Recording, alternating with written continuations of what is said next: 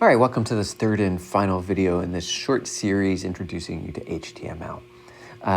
You can look at the list of topics that we've covered right here. Our first video, we looked at basic tags. Second video, we looked at nested tags. And then this third video, we're going to look at page structure. This is actually pretty short because the real meat of what you've learned was in the first two videos. What the purpose of this third video is to show you sort of how to pull all these multiple elements together into a kind of sophisticated web page. I'd like to start by looking at, can I come back to my pizza? Nope. Let's come back to our pizza farm page here. Have you ever done a view source on a web page? If you haven't, here's your chance to try it out. So find some sort of blank area of the web page. You don't want to accidentally hover over a picture or something like that right now. So find over a kind of whitish spot on the web page and right click there and go down and select view page source.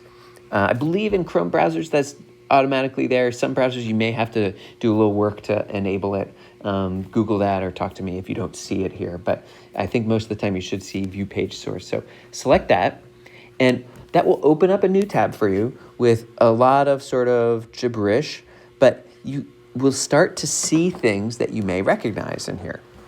For example, here's the opening text for the Pizza Farm Wikipedia page. A pizza farm is an educational visitor attraction consisting of a small href farm. So I hope you recognize HTML elements in here. Here's a random line break, like right here at the end of this, between 56 and 57, that does not appear after pizza wedges, right? Here's pizza wedges, and there's the paragraph just continues, showing that this line break doesn't mean anything in the browser. It's just for humans. And there's a lot of complicated stuff on a page like this. It actually takes a lot of HTML even to create a kind of basic page like Wikipedia's page. Never mind going to something really dynamic like Google search results or Facebook or YouTube on a browser. There's all sorts of crazy HTML in that. And so I just wanted to show you this source on the Pizza Farm page and highlight the fact that there's some structure to this. Notice at the top, we start with an HTML tag. There's a few attributes in this. There's 3 attributes in this HTML tag. I'm not going to look at that first one. The second one, lang equals en, means the language of this page is English.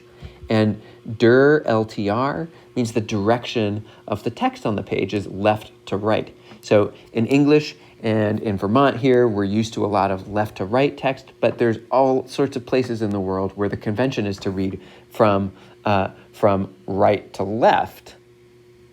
And so we're indicating this sort of in a global context at the top of this page, that this page is read and left to right. And then there's some other tags here. And so I want to show you back on our Replit here how to start to structure your page in such a way that you can grow it into a more complex HTML page. And like I said earlier, right now, this might feel like a little bit of unnecessary overhead because I was able to already in the last 2 videos run web pages with images and links and lists in them. And I didn't have any of this extra page structure. But to grow beyond some of the basic stuff that we're doing, you need this page structure. And so I want to just show it to you now. Okay, so all that stuff we had before, like an unordered list of list items, raspberries. I'm not going to find that at a pizza farm, probably. Blueberries. Just trying to generate a little bit of HTML here. And come back and do my UL, my closing UL. And notice I got this funny thing again here where it tries to indent. There we go. Just clean out the indents. All right. So I have some HTML. I'm going to just run it, make sure it works. Okay, good. So we're doing okay. So this stuff is all part of what's called the body of a web page. A body of the web page is all the stuff that's displayed to the user on a web page. And so I need a body tag opening there and closing down here to show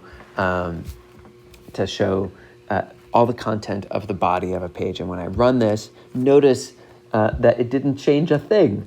I'm starting to lay the groundwork, the structure for being able to create a more complex web page. In order to do that, the browser needs to know what elements of the page are part of the main content being displayed, the body. And also notice that the indenting is a little bit off here. What might you want to do about that? Yeah, let's indent to show our nesting here. So this whole list is nested inside the body, so I'll indent that in one item.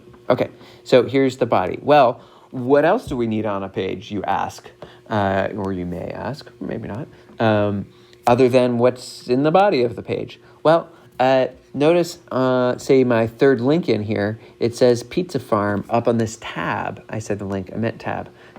Third tab says Pizza Farm. That's actually like the title of my web page. And if I go into the source here, we'll see a spot here, right here. There's a tag that says title. This Pizza Farm -Wikipedia, it represents what's shown at the top of the tab here. And when I stop wiggling my mouse over it, you can see it fully there. No, that doesn't occur in the body of the page. That's just a sort of extra element at the top. And those extra elements that are not part of the body of a web page, we'll put inside a head tag. And so that has to have an opening and a closing. And that's where we're going to put inside here, in between the opening and closing head tags, is where we'll put some extra elements that are not displayed as part of the main content of the main body of the page, but that are used by the browser to do other things with the page, and in this case, display a title up there. So let's put our own title tag in, and this would be fruit. Let's say fruits.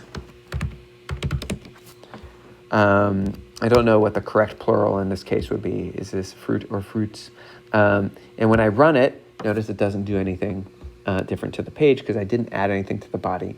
I also don't really have a place to display the title here. So again, if you click this open in a new tab button, you can see that now I've edited the title of the tab of the page up there with that word fruits.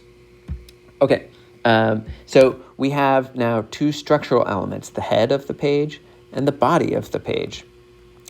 We're going to nest all of that inside a final element that's just HTML. And that's kind of what we call in programming a root element. It's just one element that serves to hold everything on the page. And for now, you don't really need to know more about the purpose of it than that. You will never put, everything you put in your code will either be inside the head or inside the body, and then the head and the body are both nested inside HTML tags. And I'm going to indent that in again to show the nesting that occurs here. So you can start to see the nesting gets a little more complex. And what you're doing with this is laying the groundwork for making your page more complex. Again, now I run it, all these extra tags, all these extra lines of code didn't do anything to what the page looks like here, but we're laying groundwork. Okay, so we're going to stop there. Happy coding.